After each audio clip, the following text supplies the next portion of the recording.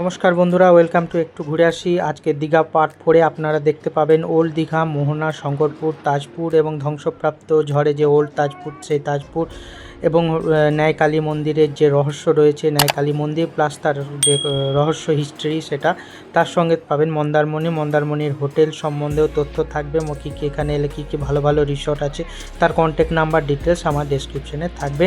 তাছাড়া পুরো মন্দারমণিটা ঘুরে দেখাবো, তো ভিডিওতে দেখতে থাকুন। গুড মর্নিং বন্ধুরা, আজকে আমরা বেরোচ্ছি মন্দারমণি আরও কিছু সাইট সিনের উদ্দেশ্যে। তো সকাল সকাল 5:30 বাজছে। মোহনা যাব, তারপর মন্দারমণি ওদিকে যাব। যেতে যেতে মেরিন ড্রাইভ আরও অনেক কিছু দেখাবো। চলুন, সারপ্রাইজ থাকলেও বেশ কিছু এক্সট্রা, দীঘা এসে বেশ কিছু এক্সট্রা সাইট সিন আছে, সেগুলো শুদ্ধ দেখাবো। তো সেকেন্ড দিনে ঠিক আমাদের মতন প্ল্যানিং করুন এবং কিভাবে কি কি দেখবেন সমস্ত কিছু ভিডিওতে থাকছে। তো চলুন এবার শুরু। দিদির বাংলো, মুখ্যমন্ত্রী মমতা বন্দ্যোপাধ্যায়ের বাংলো। দীঘা এলে এখানে এসে থাকেন। আমাদের প্রথম গন্তব্য বা ঘোরার স্থান হচ্ছে মোহনা। মোহনা প্রথমে এই কারণেই হয়, এটা হচ্ছে মোহনা যাবার রাস্তা। মোহনা এই কারণেই, যেটা হচ্ছে ভোরবেলা সানরাইজ দেখার মোহনার মজাই আলাদা। তাছাড়া ভোরবেলা যে জোয়ার হয়, সেই জলের উচ্ছ্বাস, সেটা দেখারও কিন্তু একটা অনুভূতি, ফিলিংস আলাদাই। তো সবার প্রথমে আমরা যাব মোহনা। তো মোহনাতে সম্পূর্ণ মোহনাটা ঘুরে দেখাবো, সানরাইজ দেখতে পাবেন, মোহনার অপরূপ সৌন্দর্য দেখতে পাবেন। আর এই হচ্ছে মেরিন ড্রাইভ রোড। এই রোড ধরেই আমরা কিন্তু মন্দারমণি যাচ্ছি বা মন্দারমণি যাব। এই রোড ধরেই পড়বে শঙ্করপুর, তাজপুর, সমস্ত কিছু। বন্ধুরা, আমরা চলে এসেছি আজকে আমাদের প্রথম দর্শনীয় স্থান মোহনাতে। এই যে ভোরবেলা 4টে থেকে এখানে মানুষ আসে। এটা পার্কিং এবং মাছ বাজার। সকাল অনেক ভোর থেকেই মাছ, নানা রকম মাছ দেখতে পাবেন। সকাল থেকে নানা রকম এখান থেকে মাছ নিয়ে গিয়ে রান্না করিয়ে খাওয়া হয় দীঘাতে। দীঘা, ওল্ড দীঘা, যেখানেই থাকুন। আর এই হলো মোহনা। এখানে বাঁ দিক থেকে আসছে চম্পা নদী, ওই যে দূরে ওটা হচ্ছে চম্পা নদী। আর ডান দিকে হচ্ছে বঙ্গোপসাগর, দুটো একসঙ্গে মিলিত হচ্ছে এখানে। নদীটা এসে বঙ্গোপসাগরে পড়ছে, তাই জায়গার নাম হচ্ছে মোহনা।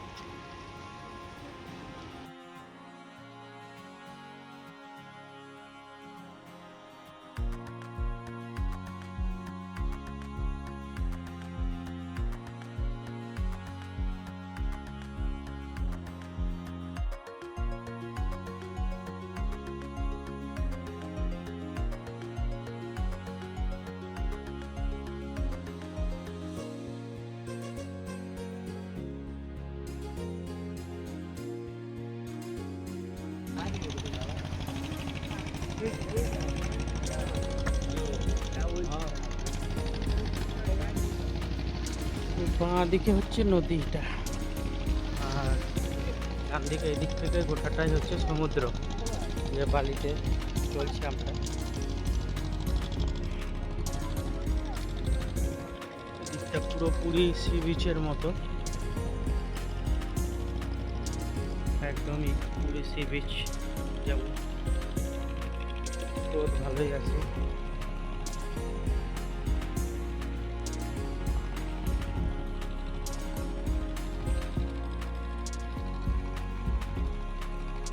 একটা কথা বলে রাখি, ভিডিওটা কিন্তু একটু বড় বা 32 মিনিটের ভিডিও। এই কারণে, তার কারণ হচ্ছে সম্পূর্ণ ভিডিওটা দেখিয়েছি আমি, কোথাও কিন্তু কোনোভাবে বাদ দিইনি। কারণ বাদ দিলে অনেক কিছু গুরুত্বপূর্ণ জায়গা বা অনেক ভালো ভালো জায়গা, ছোট ছোট জায়গা অথচ খুব সুন্দর জায়গা, কিছু তথ্য, এগুলো সব মিস চলে যায়। তাই যাতে কিছু মিস না যায়, তাই সম্পূর্ণ ভিডিওটা দেখেছি। যাদের একটু ধৈর্য কম আছে তারা একটু স্কিপ করেও দেখতে পারেন। তাছাড়া কিন্তু একটু সময় নিয়ে যদি পুরো ভিডিওটা দেখেন, আশা করি খুবই ভালো লাগবে, খুব এনজয় করবেন, সম্পূর্ণ ভিডিও জানতে পারবেন, সম্পূর্ণ তথ্য পাবেন। তাই আশা করছি এবং আপনাদের কাছে এটুকু অনুরোধ করছি, সম্পূর্ণ ভিডিওটা কিন্তু দেখুন। এখানে মোহনায় আসার আরেকটা কারণ, খুব সামনে থেকে সমুদ্র দর্শন এবং ঠিক পুরীর মতন ঢেউ আর সানরাইজ দেখার জন্য মানুষ এখানে সকাল সকাল ভিড় জমান।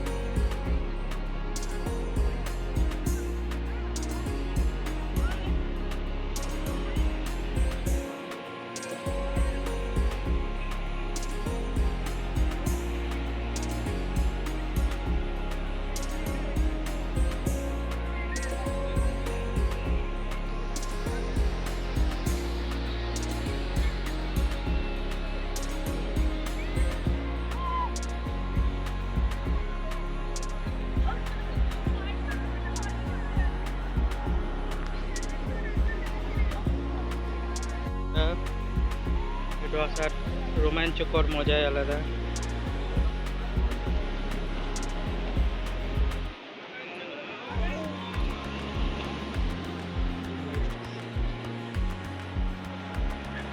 চলে গেছে।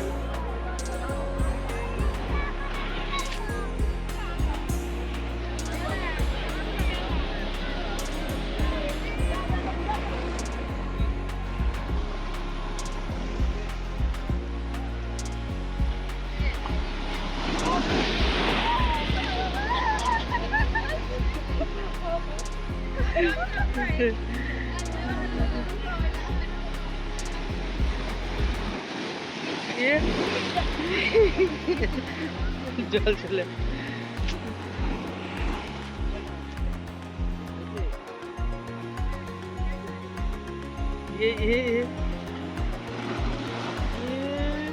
সূর্য উঠেছে, সানরাইজ সূর্য উঠেছে, দেখা যাচ্ছে মেঘ আছে, মেঘে ঢাকা রয়েছে।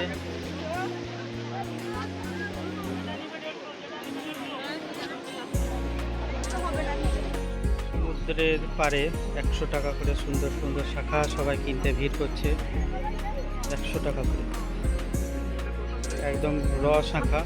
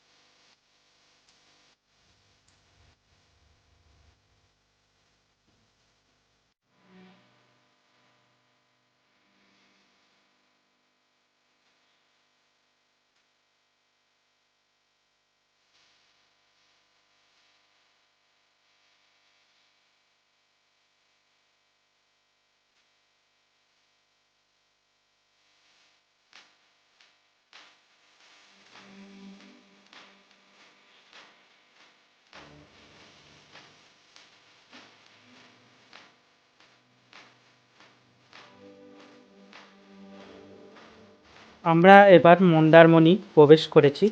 মন্দারমণিতে অনেক অনেক রিসর্ট আছে, যে রিসর্ট তার মধ্যে বেশ কিছু ভালো রিসর্টের ফোন নাম্বার, কন্ট্যাক্ট নাম্বার আমি ডেসক্রিপশনে দিয়ে রাখবো, হোটেল রিসর্টের নাম সমেত।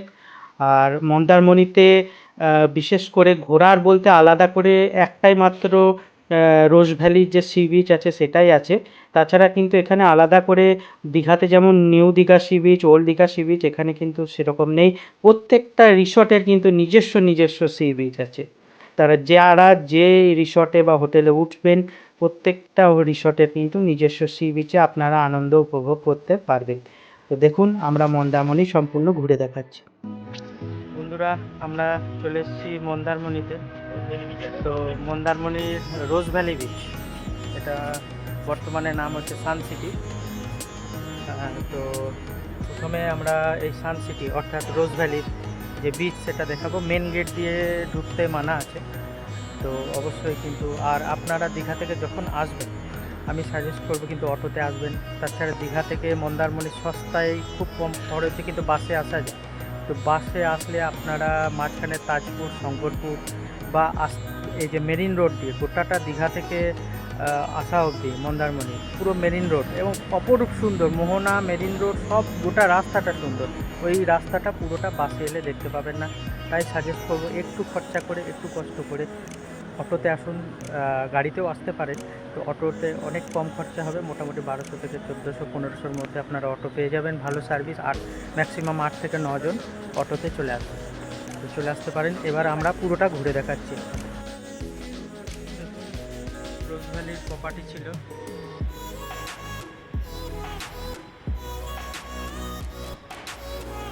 মন্দিরটাও যেতে হবে। নামছি এবারে আমরা মন্দারমণি। আমরা চলে এসেছি মন্দারমণি নিয়ে বেশ কিছু ইনফরমেশন এবং তথ্য আপনাদের দেওয়ার আছে। তাই বলি যে মন্দারমণি কিন্তু নিউ দীঘা বা ওল্ড দীঘা সি বিচের মতন নয়। মন্দারমণিতে কিন্তু প্রত্যেকটা রিসর্টের নিজস্ব সি বিচ আছে। এখানে আলাদা করে কোনো সি বিচ নেই বা রাজ্য সরকার থেকে সি বিচকে সুন্দরভাবে সাজিয়ে দেওয়া এরকম কিছু নেই।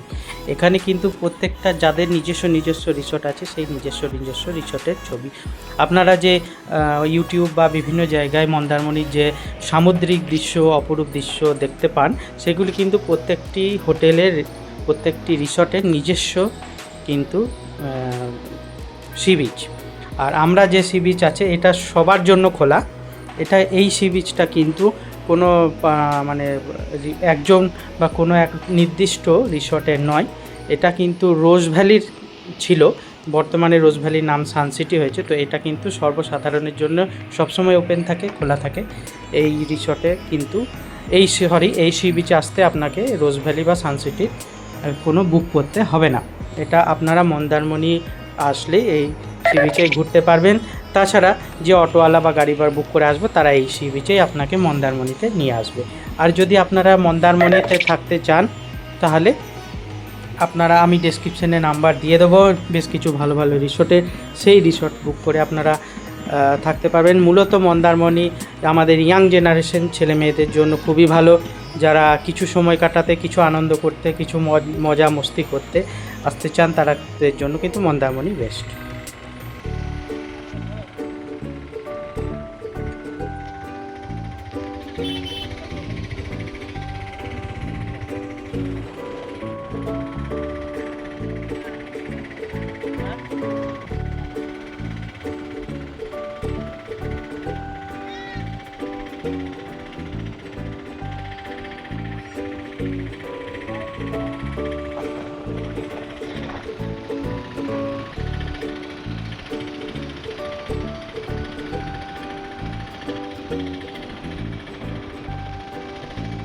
আমরা এখন চলে এসেছি তাজপুরে। এটা নিউ তাজপুর। 2021 সালে প্রবল ঝড়ের পরে, প্রবল বিপর্যয় ঝড়ের পরে যে আগের তাজপুর ছিল, ওল্ড তাজপুর, সেটা সম্পূর্ণভাবে নষ্ট, ধ্বংস হয়ে যায়। তো সেটা আসার পথেও দেখিয়েছি, আবার যাওয়ার পথেও দেখাবো। আর তারপরে 2021 সালের পরে তাড়াতাড়ি করে সুন্দরভাবে এই নতুন তাজপুরকে সাজিয়ে তোলা হয়। তো আমরা এখন চলে এসেছি তাজপুর বা নিউ তাজপুরে। চলুন দেখে আসি সি বিচ, সমুদ্র আর কি আকর্ষণীয় দর্শনীয় স্থান আছে। চলুন।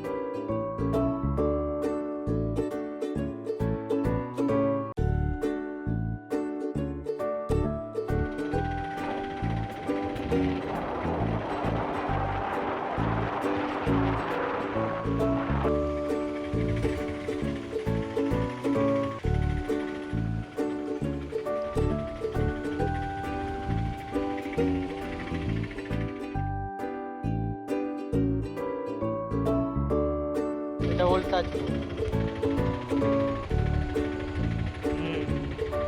এই সাইড দিয়ে আগে রাস্তা ছিল, সব হোটেল ছিল, সব ঝড়ে উড়ে গেছে।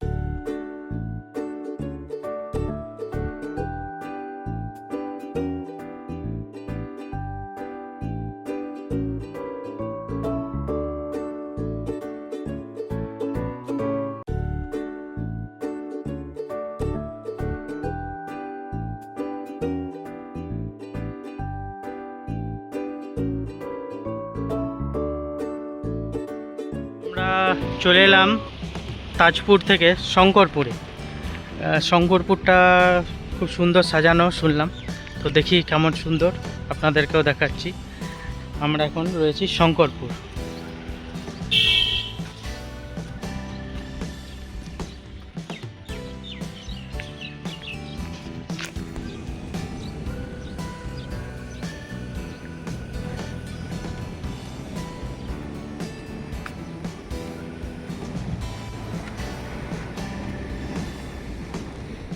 শঙ্করপুর সি বিচ, ছোট্ট পার্কের মতন সাজানো। এখানেও হোটেল আছে, তাছাড়া তাজপুর যেখান থেকে এলাম আমরা তাজপুর, সেখানেও বেশ কিছু হোটেল আছে, ভিডিওতে দেখতে পাবেন, কন্ট্যাক্ট নাম্বারও দেখতে পাবেন ভিডিওতে। তাছাড়া আমি ডেসক্রিপশানেও দিয়ে দেবো। যদি তাজপুরে থাকতে চান তাহলে আপনারা কিন্তু থাকতে পারবেন, ভিডিওতে দেখে নিতে পারবেন বা ডেসক্রিপশানেও নাম্বার দেওয়া থাকবে।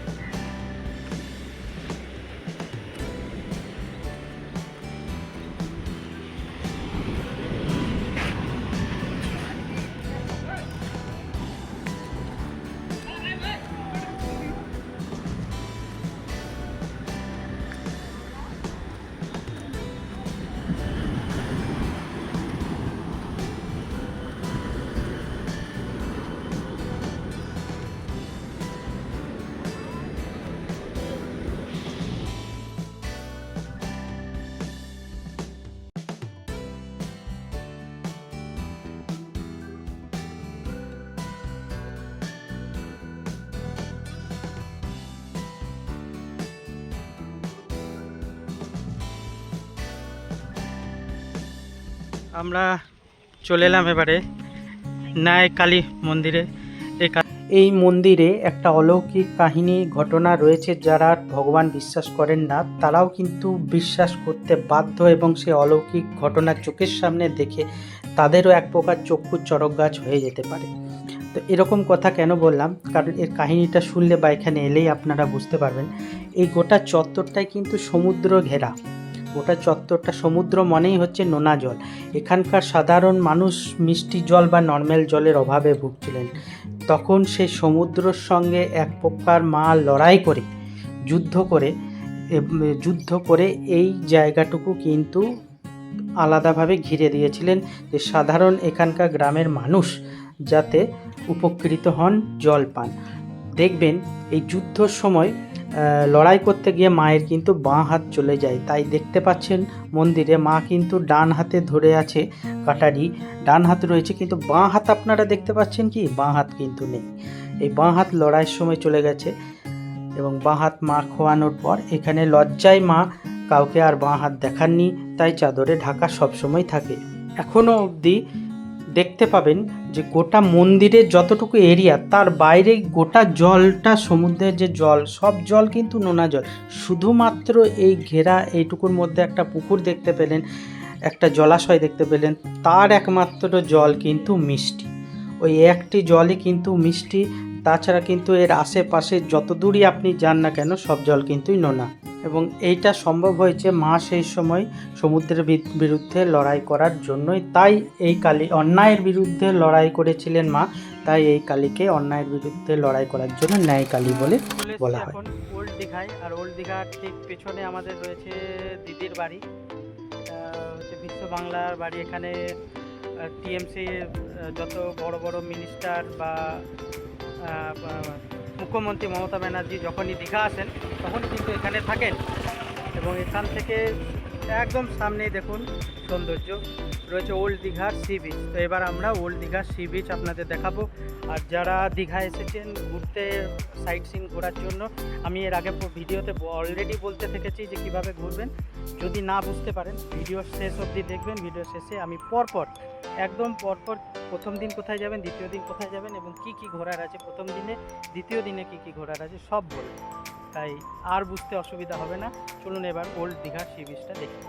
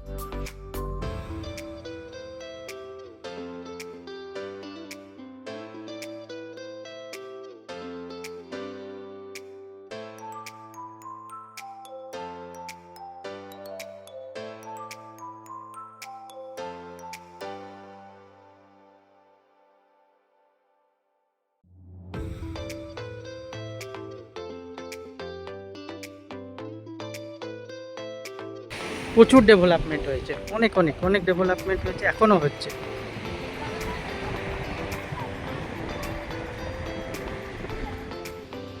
সামুদ্রিক অ্যাকুয়ারিয়াম, মেরিন অ্যাকুয়ারিয়াম দীঘায়। এখানে যত ধরনের মাছ বা সামুদ্রিক প্রাণী আছে সেগুলো সংগ্রহ করে রাখা হয়েছে জীবন্ত, তো সেগুলোই আপনাদের সঙ্গে শেয়ার করব, দেখাবো।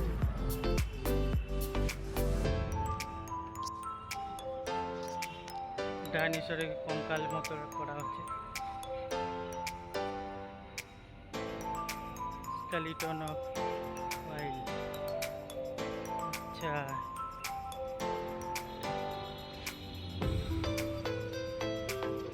তিমির মাছের কঙ্কাল কোথায় ছিল।